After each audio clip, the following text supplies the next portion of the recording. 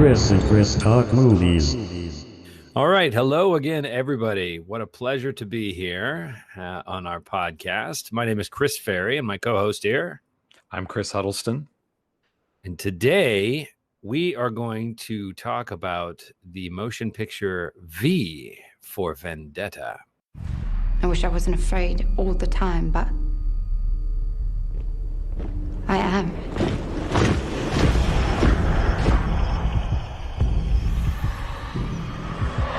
People should not be afraid of their governments. Governments should be afraid of their people.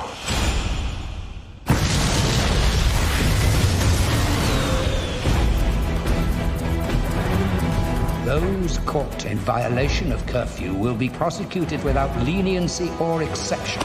It's past curfew, you know.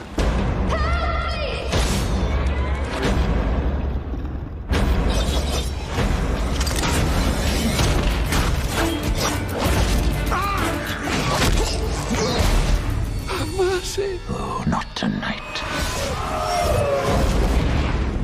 Who are you?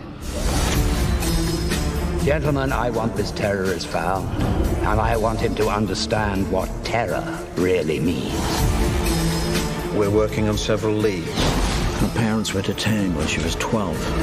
It was like those black bags erased them from the face of the earth. You have one chance. You must tell us the whereabouts of Codename V. If our own government was responsible for the deaths of 100,000 people, do you really want to know? Those who are responsible will be held accountable. The time has come for you to live without fear. I'm ready. This country stands on the edge of oblivion.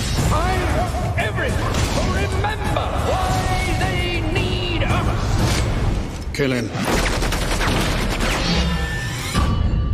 My turn.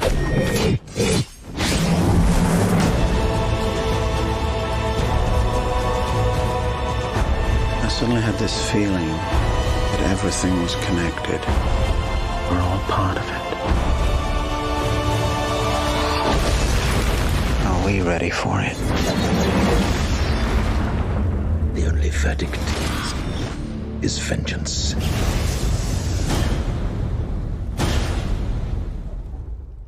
Okay, that was a little bit of a long trailer to just listen to, but I feel like many of our audience will have seen this film. Do you want to give us a little synopsis in any case? Sure.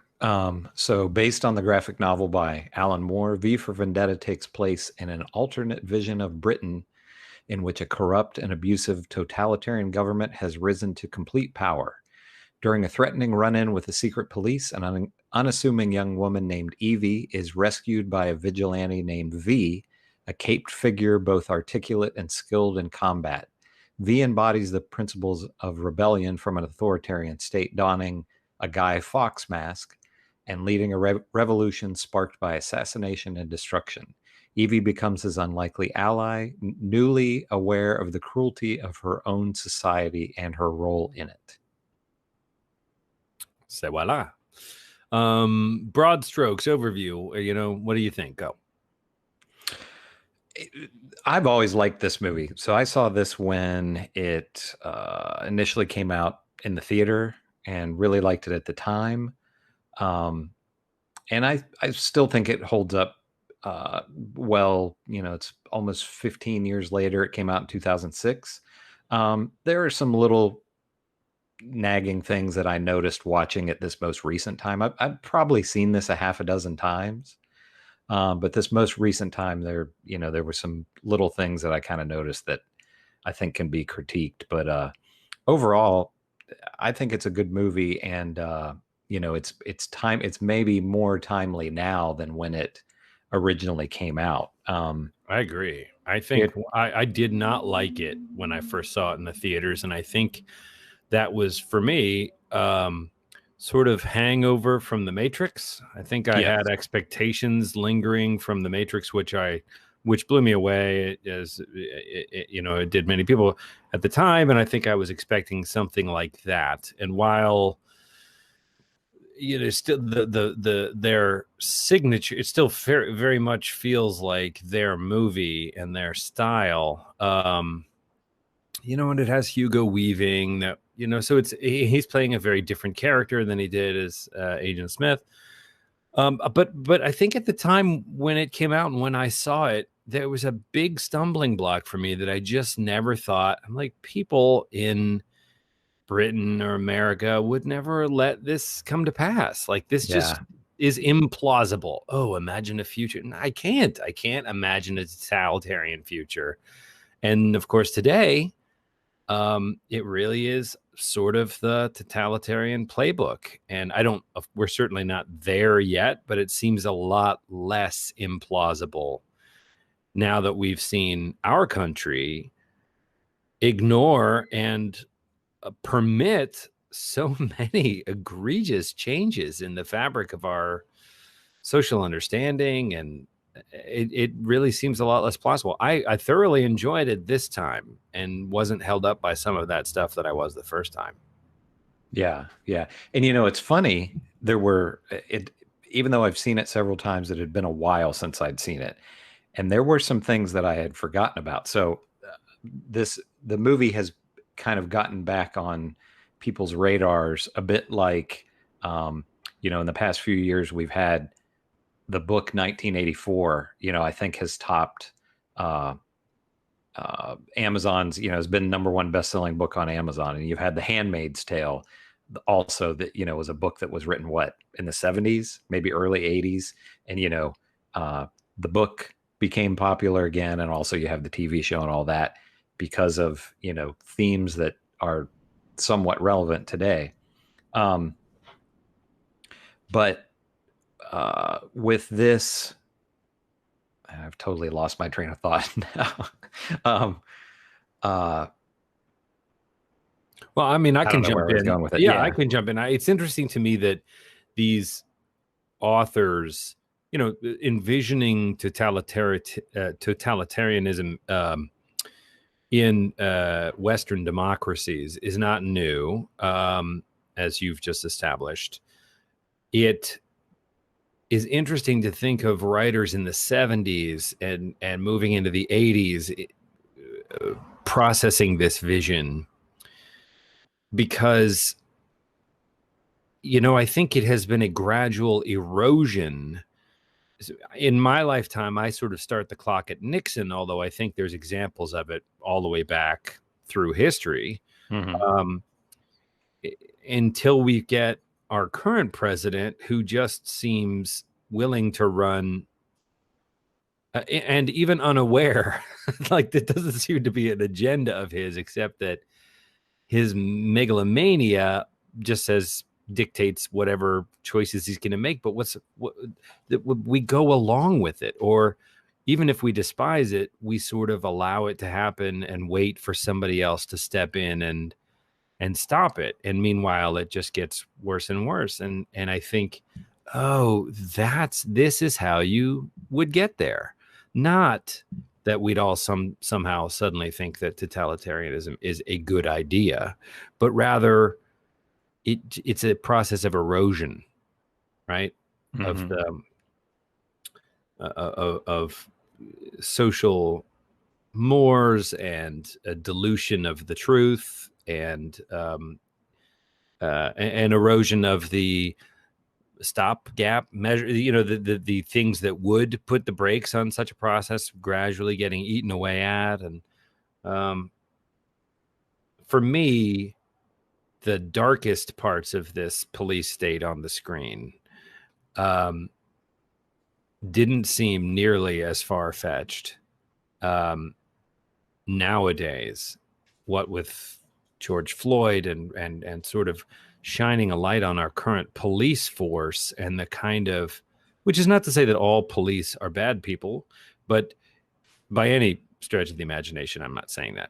But there has been a blind eye turned to what really has been going on all along. And speaking of the Matrix, for me, it feels like Neo waking up from the tube he's in. I'm just, what? Is this real? Can this really be happening in America? And my black friends of mine are like, yeah, welcome to the real world. Like, this has been going on all along. It's just not been making the news. Well, and I think that's a good analogy, Neo, because I think with the things that have been happening over the last several months with the virus, so many people being quarantined, and it just seems like one thing after another. Yeah. And people have had maybe more time to kind of process things and really look around. And it does seem like there's an awakening to a degree among a lot of people. Look at how quickly the defund the police thing has, I mean, 5 years ago, 15 years ago, when this movie came out, if people were talking about defund the police, do you think that would have gotten anywhere? And now it's entered, there's obviously controversy about it, but it's entered mainstream. CNN is talking about it and things. So it's not like just some kind of fringe view. I remembered what I was going to say. A couple of the things that I'd forgotten about this. I didn't realize that the movie takes place in 2020, and I'd completely forgotten about the virus in the movie. So when the movie takes place, the United States is no longer a country because we've been wiped out by this virus, right? So, that was just another thing that I had completely forgotten about that was very timely. Yeah, and it's not the center of the story. Yeah, it's just kind of a background thing. Yeah. But it kind of allows it, you kind of get this feeling that that maybe there's a vacuum now because the United States is essentially gone, that, Britain is one of the remaining powers. But a question, something that I was thinking about watching this a lot, and something that I've thought about over the last several years. With Trump in office, you get the feeling Trump is so incompetent. He has these totalitarian inklings. He loves these, Putin and these other dictators around the world, and seems to have disdain for our democratic allies. But you wonder if, he's, fortunately, his incompetence maybe keeps some of the really bad stuff from happening. And also, it could be argued that he doesn't really have core beliefs beyond just, what benefits him personally. But we have seen the things with, the Muslim ban and those kind of things that, and when you talk about the police, Trump is openly, he said a couple of years ago, that under him, police, it's not going to be this kinder, gentler police force. He said, and I think it was in one of his rallies, when you're putting a bad guy in the car, if you bump their head against the door, or you kind of rough them up getting in the car, that's fine. He was speaking to the police. He was speaking to, and it wasn't a rally proper. It was that's right. Yeah. Speech in front of police. But do you think, and I have a bit of a theory about this, but I want to hear what you think, but is a true totalitarian, a Nazi Germany style government, do you think, is it possible here? We definitely have stepped more in that direction than I think either of us or many people would think was ever possible. But what do you think about that? I don't know. I think it if it's possible somewhere, it's possible anywhere. Yeah. I think what we've been seeing recently that has really frightened me is that things get out of control. I think my whole life I've felt very comfortable just assuming that smarter, better trained, more knowledgeable people than people with integrity, have been keeping us all safe. And it's a collaborative effort, but there's nothing to worry about. America is great, and and we're on the right track ultimately, although we argue about this or that. And we see with this pandemic, with economic things, with him and Putin, it's actually quite a rigorous effort. to stay ahead of threats. I mean, for better or for worse. I know with international things and with war, I'm fairly left on that kind of thing. But the pandemic is a pretty good example of just not doing anything really lets everything out of Pandora's box. You know, you identify it and you have to get on it really quickly. And that's the only way you can contain a thing like this. And when you don't do that, it just runs roughshod, you know, and people are dying. Deaths are up at like 500,000 at this point. Anyway, you know, let's bring it back to the movie, because I could talk about politics all night, and really this is a movie podcast. But I thought, you know, they leavened it with humor that I thought occasionally worked, like when V goes on his eloquent monologues while he's flashing his blades around. That felt very graphic novel to me and appropriate to the thing. But for example, when Stephen Fry goes off script and does a Benny Hill-esque, you know, comedy episode just before they kick in his door, and he seems blithely certain that nothing bad will come of it. I'm like, are you watching the same movie? Like, they're going to kick in your door. Of course they kick, you know, they kick in his door. But I thought that sequence felt a little untrue to the reality. Like, he's clearly an intelligent guy. Does he really believe that he's going to get away with this kind of flagrant mockery of the supreme leader? The other thing is that, you know, most of the cast is British. Natalie Portman, who is a terrific actor, and I really enjoy her work. Her accent bothered me a little bit. I thought it was distracting. I noticed that a little bit too. Yeah, and I mean, Hugo Weaving, who doesn't love too? Who I believe is Australian. Is that right? Right. I think so. Yeah. His accent didn't bother me because but it drifted around a little bit. You know, like early in the movie, he was doing a sort of a you know, and then later in the movie, he kind of dropped that, or, you know, it was just, I kept taking me out of the movie because a lot of the scenes are between those two, and the acting is great, but it kept tickling my ear in an uncomfortable way. Yeah. I kept thinking watching it, I like his delivery in this movie so much. It just he just has that great voice. Yeah. And obviously, since it's, you know, you never see his face, he's always behind the mask.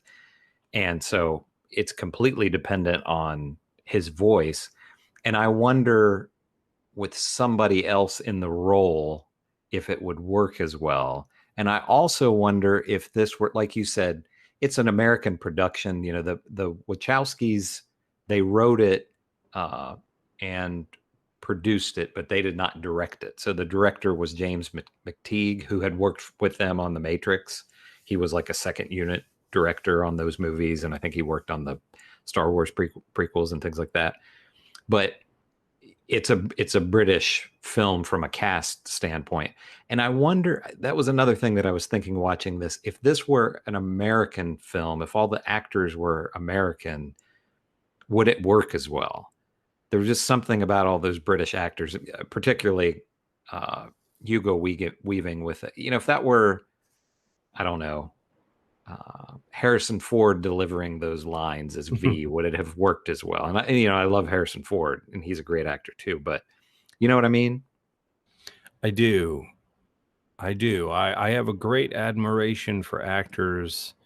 Maybe we can do this on another episode, where actors that wear a mask over half or all of their face for the entire performance. Yeah. You know, I mean, there's one or two times when we see Hugo Weaving without that Guy Fawkes mask, but he's wearing like a beard and glasses, and, you know, you never really get to see Hugo Weaving's face. Yeah. And yet it is a thrilling and compelling performance, and that's remarkable when you think about it. For sure. And there's some interesting things with, you know, when you were talking in the beginning about not liking it upon the first viewing, some of the things that I'm a little bit critical of it is, as you were saying, they were coming off of The Matrix, and so there's definitely in the fight scenes, there's definitely a Matrix style. You know, there's kind of that bullet time, slow motion sort of thing. Yeah. And on the one hand, it's exciting, but on the other hand, it seems dated now to me. And another thing that I noticed, and this is kind of nitpicky, but there are quite a few times in this where it's very obvious that they're on sets.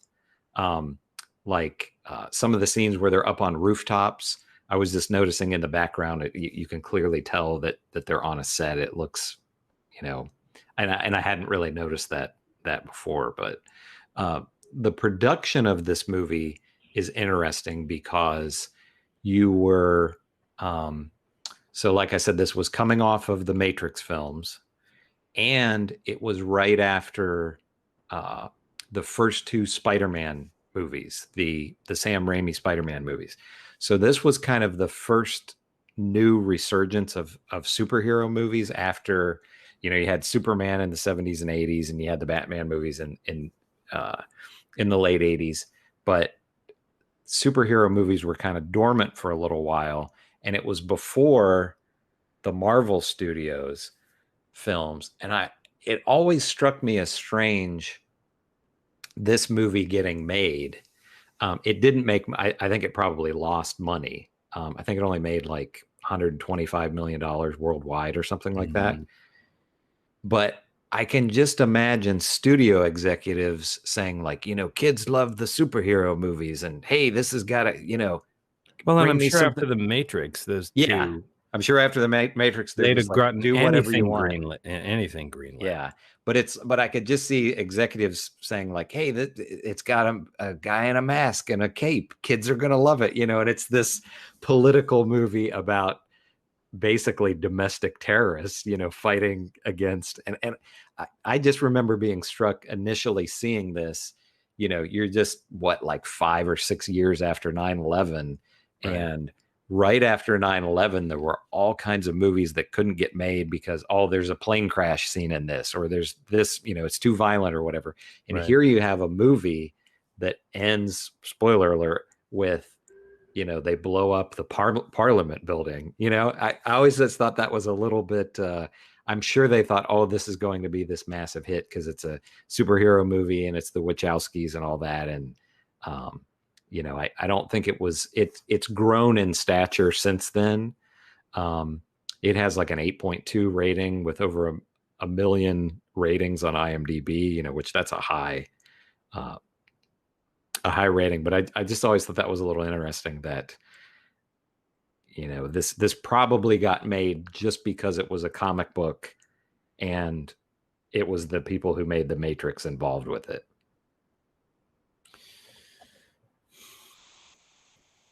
Yeah, you know, I really am glad that we revisited this because I've been watching a lot of older movies. RoboCop, I think I mentioned that in one of the other episodes. Yeah. But I like to see the ways in which they get it right and the ways in which, now this is not purely, if you know, it's based on the comic book, so it isn't like the movie itself. I think of it as an adaptation rather than a fortune telling, right? Yeah. The source material is kind of is a cautionary tale, fortune telling thing, but the movie doesn't have the same feel to me in terms of being a warning as much as it feels like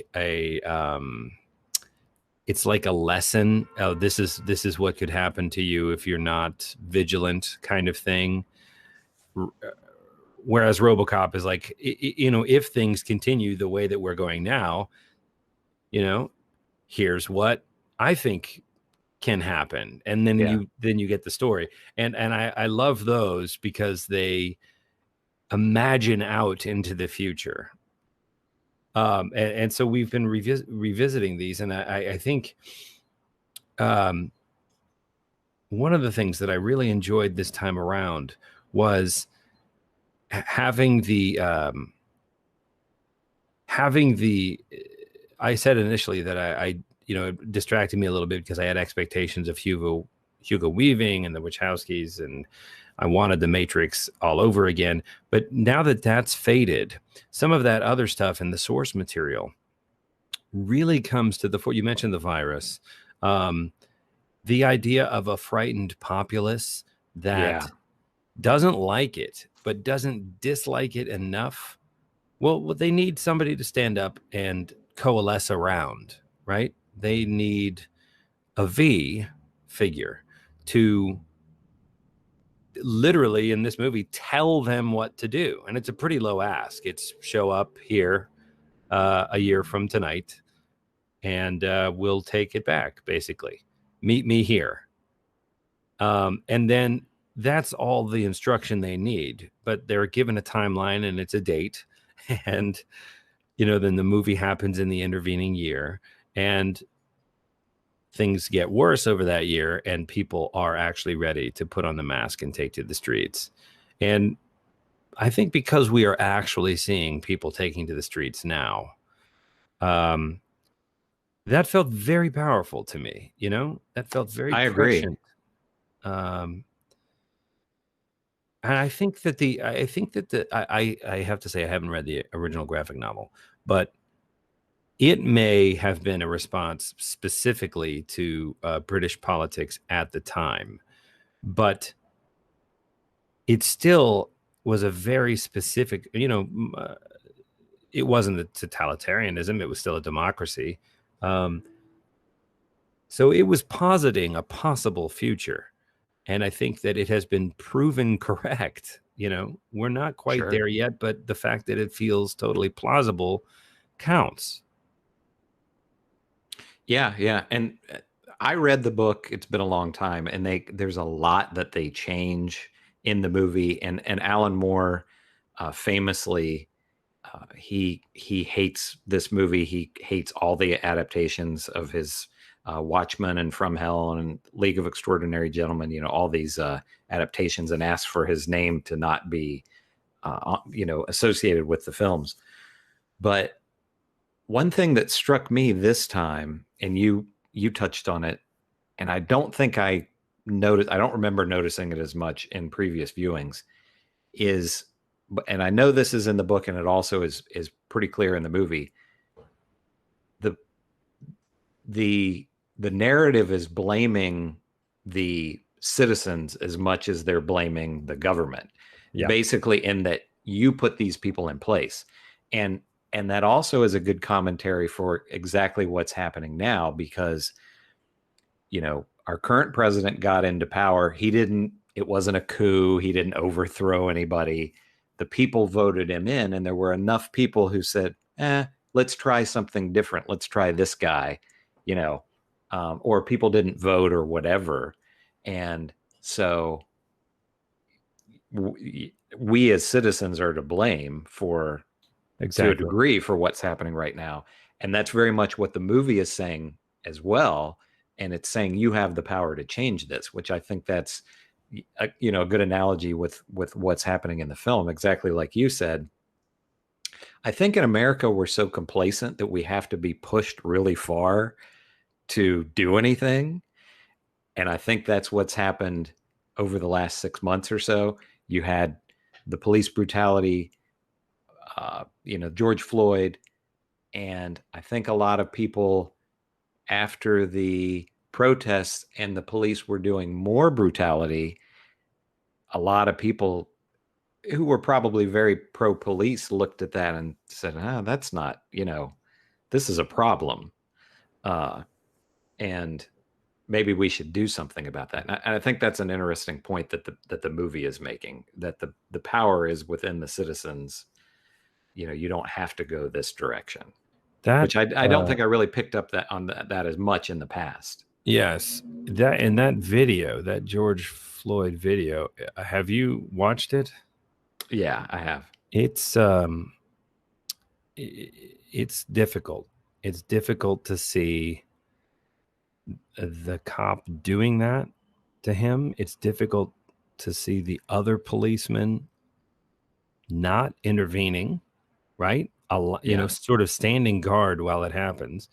And it's difficult to see the people filming it. And I'm not assigning blame on the bystanders, but there's a bunch of people standing around and watching it happen. And in the meantime, this guy is murdered. Yeah. You know, and it's a snuff film. And you just think, this cannot stand. I mean, it's incredibly, it's horrifying. And then you're absolutely right. You know, people were enraged and horrified at this latest, most flagrant instance of police brutality, and they took to the streets and they were brutalized by the police on many, many, many separate occasions. I mean, the news has been full of these stories of people basically just peacefully. Sure, they're angry. Maybe they're yelling things, but they're not carrying weapons. I mean, there were instances of looting, but that's not to say that every protest was a violent looting spree, right? And then yet the picture seemed to emerge that the police were treating every protest as though it was a violent mob. Yeah. And that's just simply not the case. And you think, wow, something's deeply, deeply wrong with the system. It's not just a couple of bad apples. This is systemic here. So I think one of the things that probably woke up, middle America was the video of the police in Buffalo shoving down the 75-year-old man where, it cracks his head open. And, it's hard for people to argue that, that guy's by himself surrounded by 40 or 50 cops in riot gear. And that was one of the things that it should have been George Floyd should have been enough. But I think you had a lot of just average white people who are very comfortable who saw something like that and thought, wow, and you just kept seeing videos like that over and over and over again, where it just seemed like they were overstepping their bounds. And, but, and what the movie says, and also I think what Moore was trying to say with the original graphic novel is that we're not at a point where this can't be reversed. Right. Right. I mean, I think I thought of the term police brutality as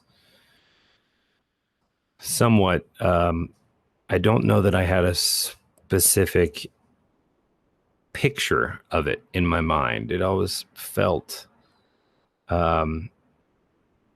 vague in a way. And these images and footage we've seen have made it so clear. It is brutality. And you see it in the movie. And I think when I originally viewed it, part of my naive mind rebelled against, come on, you're not going to have law enforcement people. It's like from Nazi movies where the Nazis are just sadists, and they are, I mean, not that the Nazis weren't sadists. I'm not defending the Nazis. Right.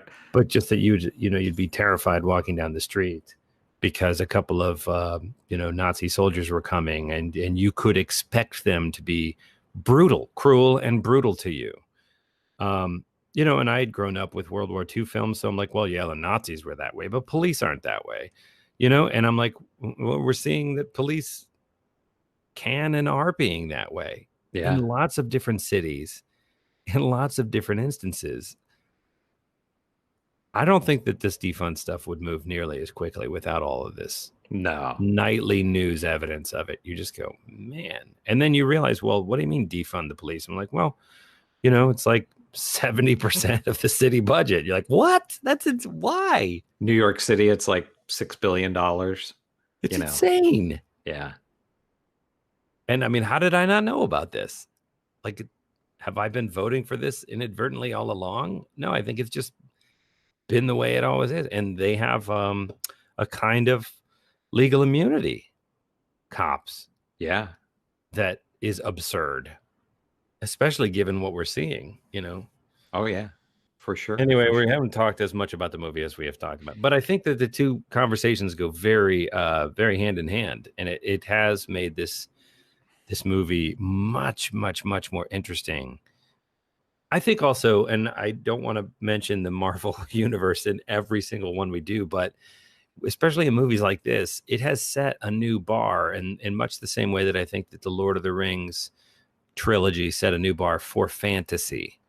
Yeah. In terms of, I don't know, I enjoyed Raimi's Spider-Man movies, and I'm sure they're, I enjoyed the original Superman movies too, but until the Marvel decade of those films, did you really see how possible it is to make a cohesive universe? I mean, if you'd have told me, hey, we're going to make a movie about the Avengers, forget a single superhero and like 2 or 3 villains. We're going to make a movie about the Avengers, which is what, 5, 7? How many of them are there? But there's so many leads in that movie. I mean, forget the CGI and making all that plausible. They make it feel like a cohesive universe. Like they just make it fly. Literally. And I think you look back now, I look back now at every other comic book movie, or even, Watchmen. We could talk about Watchmen one day. The graphic novel movies are a little bit different though, because I think they tend to be a little more political at heart, and they tend to be darker, at least the ones I've seen make it to the big screen. And I think they're comic books, but I don't know. Do you see where do you have a sense of where I'm going with this? They're slightly different. They're same genre maybe, but they're kind of a different category somehow. And with this movie, I mean, this is I'm sure there's a whole lot of people that don't know that this was a comic. It's a bit more, it's not sci-fi with laser beams, and things like that, but it's a bit more sci-fi maybe than, because again, it's this dystopian view of the future, whereas it is definitely that's not really stylized. happening in this Marvel movies. It's stylized though, with the mask and the cape and the blades. For sure. Yeah. And there's much more action in the film than there was in the book. They played that up a good bit. But one thing that also with watching this, I don't know how you feel, but during this quarantine time and the pandemic and all of that, I find myself kind of gravitating towards comfort food. So I'm watching, just a lot of dumb, not totally turn your brain off kind of things, but more fun things like The Wraith that we watched a couple of weeks ago. Sure. And, there's been some things that I've thought, I don't want to watch that right now because I think that's just going to be too depressing. And even though this is about a totalitarian government, and there's a plague in it, and there's some really terrible things that happen, I don't think this is a movie that you watch it and you just feel totally depressed the whole time. No, it is fun. There's some dark stuff in it for sure. I think Hugo Weaving is, I nitpicked on her accent, but Natalie Portman is a terrific actor. The camera loves her, and she's got such an expressive face, and she really hits all of her marks. And I think the chemistry between those two is very effective. It stands up. I thoroughly enjoyed watching it, even though I will say that I do think sequence to sequence it was a little uneven from time to time. I would say highly recommend go back, have a look at this one. I'm sorry for all the political digressions, but I think they resonate. And this is a political movie. I mean, there's no, it's different from a Marvel film in that, you have, they've worked politics into Marvel. What's the Captain America movie, The Winter Soldier? Right. That has some, they're making some political commentary in it about war and those types of things. But those are definitely more popcorn movies. But this is a movie meant to be political, which like I was saying before, it always struck me a bit funny that, it it came out at the time that it did and was a clear commentary on what was going on with the Bush administration at the time. But yeah, so I don't think you can. I think the political discussion goes hand in hand with this, especially with what's happening right now in our country. I think considering that it's actually, it feels, it's relieving to watch a movie as dark as this gets sometimes, because there's a positive ending and you do have an avenging angel, you know, with that silky voice, who seems utterly indomitable and stands for all the things we want to prevail. So I think it gives you a kind of a satisfying popcorn conclusion that we're all kind of hoping for. Yeah, for sure. And you know, it's funny that how long were you in England in school? Were you there for a year or 6 months? 6 months. So the Guy Fawkes mask existed, way prior to this, and the people in England, they have Guy Fawkes Day. And my understanding of that is that they really kind of celebrated that to almost make fun of him. In the movie, it's presented as that he was this great hero, which I could be wrong, but I don't really think that's the view in England. But after this movie came out, the mask took on a life of its own, basically, and has become especially back during the Occupy Wall Street time, but it's continued on since then, has become this symbol of protest, basically, which is an interesting, almost beyond the movie itself. There are people who recognize that mask who have probably never seen this movie. Right. So I think that's kind of an interesting cultural impact that it's had. I agree. I think we ought to call it. I think we're at time. Okay. Always enjoy it. Looking forward to next time. Let's, after we stop recording, let's talk a little bit about what wonderful film we are going to discuss on our next podcast. And to all of our wonderful listeners out there, tune in next time. And I'm Chris. And I'm Chris. Thank you, everybody. Bye.